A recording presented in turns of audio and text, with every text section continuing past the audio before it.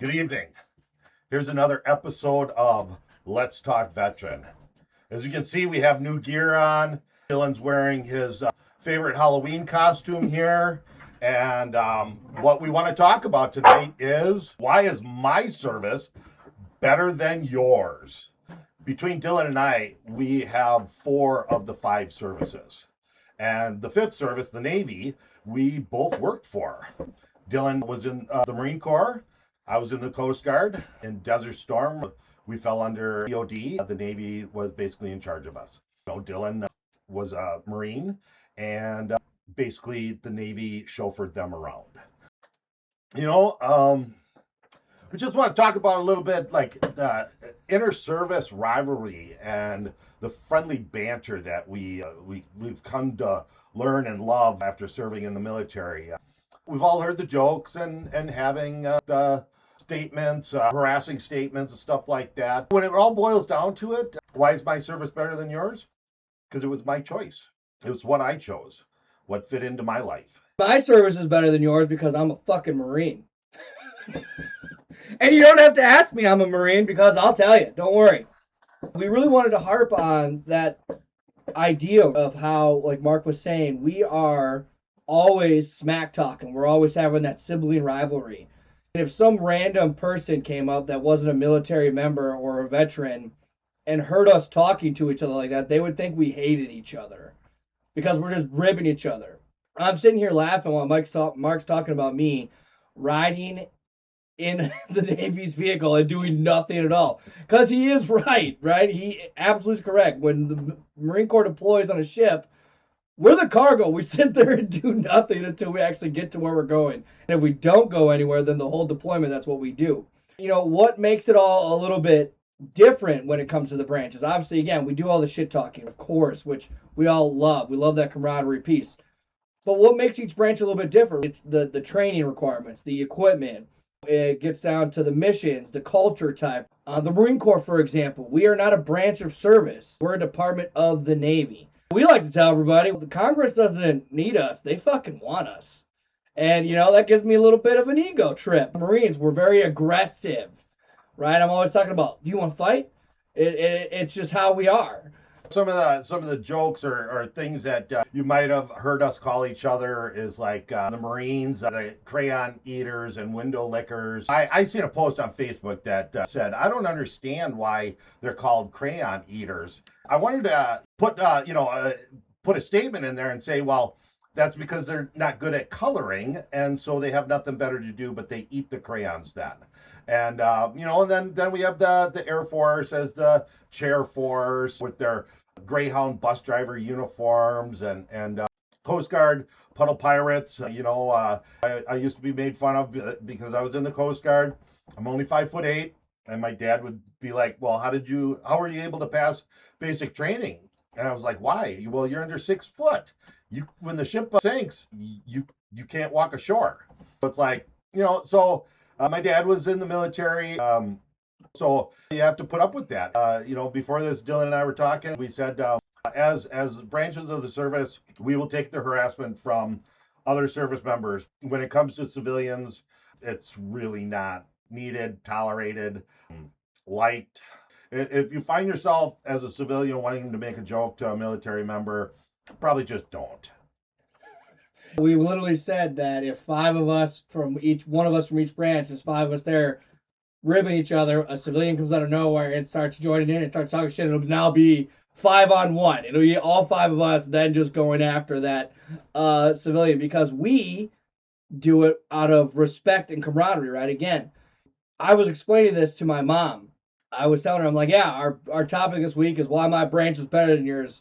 And I'm going to sit there and tell them how great the Marine Corps is, how we were born in a bar, Ton Tavern, Philadelphia, Pennsylvania. I'm going to tell them all about that. She's like, why are you going to sit there and shit talk everybody? Because they're going to laugh and then shit talk me for being dumb. Why is my main vocab word either fuck or bleh? Like, that's how we communicate. We're like Ewoks and Wookiees from, Star Wars, right? Where we're just... And that is a thing that is only unique to our culture, which is 6% right now. We're down to 6% of the population. and it's very unique. So it's camaraderie, it's rapport, it's a mutual respect and understanding of what we've all done and what we've all sacrificed and what we've all been a part of, the big mission, the military machine. And some of the stereotyping each of our branches perceived as weaknesses. The Army can be seen as clumsy because it's such a large organization and so many moving parts. We have the Navy just loving the life on the sea, having the sea legs and that. Air Force being soft. It's like they have everything better than the other branches. The Marines, Dylan's hit on it, overly aggressive, but that's why we love them, because we can give them a stick and a crayon and they're going to go kill the enemy. The Coast Guard, playing boat cop, just getting out there with their small boats and, whatever, if people think we're harassing the public or whatever, but it's life on a small vessel. And we talk about the Air Force being soft, right? But then also all of us who have ever been in a spot where we needed air power, we're sitting there going, "Oh, thank fucking God for the Air Force." Right. Because they're gonna go then and do what they need to do. But again, it comes back to that morale, that mutual respect, that understanding that we all have with each other. And then, a part we wanted to emphasize too and talk about was that we never ever mean it with harm or intent, right? It's all very generic, fun, good laughing, camaraderie, and humorous stuff. We've been obviously in spots where that happens, but you never really ever see it when it comes to our community, which is why it's unique to our community.